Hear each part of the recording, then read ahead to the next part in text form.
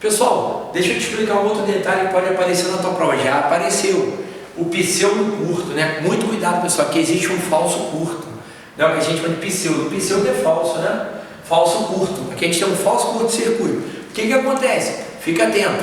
Como é que a gente vai abrir esse circuito elétrico? Pessoal, primeiro de tudo, a gente tem que lembrar que os pontos do circuito, que eu comentei lá na teoria, ó, os elementos do circuito que estão conectados pelo fio ideal são representados pela mesma letra. Por quê? Porque eles estão submetidos ao mesmo potencial elétrico. Então, por exemplo, ó, aqui, como esse ponto aqui, com essa linha aqui é um fio ideal, se aqui é A, que eu chamo de A também, né? A também, ó. Fio ideal, fio de resistência nula, aqui também é A. O que significa isso?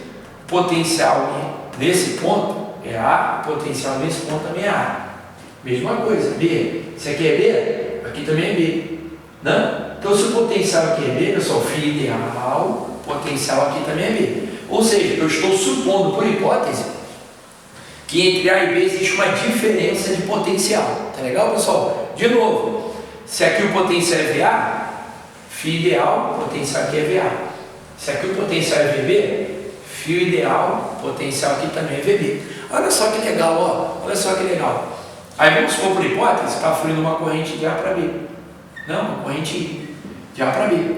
Quando a corrente chega nesse ponto, uma parcela dela flui pelo fio ideal, outra parcela pelo resistor de 6 ohms. Não? Aí quando a corrente 1 chega aqui, lembrando que a corrente convencional ela flui do maior potencial para o menor. Tá? Então quando a corrente chega nesse ponto, uma parte dela flui para cá, né? 3. E outra parte da corrente flui para cá. E 4. Não? Aí a corrente 2 se junta com o 3, vai passar aqui uma corrente 5. Tem como eu descobrir, pessoal, a corrente em cada ramo desse circuito. Tem como eu descobrir a corrente que passa pelo fio ideal, tem como eu descobrir a corrente que passa pelo resistor R2, pelo resistor R3, pelo resistor R4, tem como eu descobrir a corrente total que entra no circuito. Por quê? Pessoal, isso aqui é um falso curto. Ou seja, em cada ramo do circuito aqui vai fluir uma corrente I. Não? Uma corrente 1, e 2, e 3, e 4, e 5. Aí você vai falar, tá bom, mas como é que eu calculo a resistência equivalente do circuito agora? Muito simples. Pessoal, observe, esse elemento, 6 ohms, está conectado entre os pontos A e B. Né? Ou seja, a diferença de potencial aqui, ó, VA menos VB. Esse elemento também, pessoal, VA menos VB. E esse elemento também, VA menos VB. Ou seja, a diferença de potencial elétrico é a mesma em cada um dos elementos. Sabe o que significa isso na hora da sua prova? Que esses elementos estão em paralelo. Então, quando você redesenhar o circuito, olha só que legal, redesenhando o circuito, redesenhando, isso aqui é um falso curto, tá, pessoal? Fica atento na hora da prova. Isso aqui é um pseudo curto. Quando você redesenhar, olha lá, redesenhando o circuito, a gente vai ter 3 elementos em paralelo. Isso é um pseudo curto, é um falso curto-circuito. O que aqui, ó? VA menos VB, VA menos VB, VA menos VB. A diferença de potencial é a mesma em cada um dos elementos. Não? Isso constitui uma associação em paralelo. Beleza, pessoal? Por quê? Porque todos os elementos do circuito estão submetidos à mesma DDP. Então aqui eu vou ter um elemento de 6 ohms em paralelo com um elemento de 3 ohms, não? Em paralelo com um elemento de 2 ohms. Tá lá. Eu tenho 3 elementos em paralelo. Tá vendo? 3 elementos diferentes. Como é que a gente calcula a resistência equivalente no circuito agora? Faço 2 de cada vez. 2 de cada vez. 6 em paralelo com 3. 6 em paralelo com 3.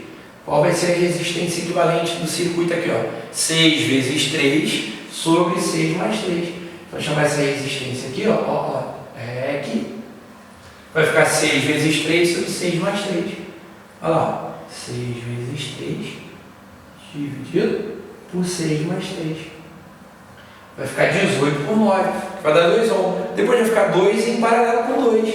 Né? Ó, 2 ohms em paralelo com 2 ohms. Né? Isso aqui vai dar uma resistência total entre A e B de 1 ohm. Olha lá, viu pessoal? Lembra que a gente falou lá na teoria que a resistência equivalente, quando os elementos estão em paralelo, a resistência equivalente da associação é menor do que a resistência em cada um dos elementos? Aqui, ó. Resistência é menor. Aí achando a resistência do circuito, achei a resistência. Na prova, se ele me fornece a DTP entre os pontos A e B, eu acho a corrente, né, que flui pelo circuito. Como? Lei de Ohm. Se eu tenho a DTP é igual a REC vezes I. REC vezes I. Pronto, eu acho a corrente total que entra no circuito, eu acho a corrente que passa pelo resistor de 6 ohm, pelo resistor de 3 ohm, como? Eu tenho a DDP entre A e B, aplica a lei de Ohm, DDP igual a R vezes I. Se eu achei a corrente total, eu acho a corrente 2 que passa aqui, eu acho 1. Né? Acho 1, eu acho 3, como? DDP igual a RI, acho 4, DDP igual a RI, então eu acho a corrente 5. Ou seja, eu acho a corrente em cada um dos elementos do circuito elétrico. Muito cuidado, pessoal, com essa configuração geométrica. Isso aqui constitui um pseudo-curto-circuito, um falso curto-circuito. Tá bom? Isso já caiu na prova de A. Fica atento, pessoal, não bobeie na hora da prova. Já caiu também na escola naval. Tá vendo? Cuidado, fica atento, pessoal. Beleza.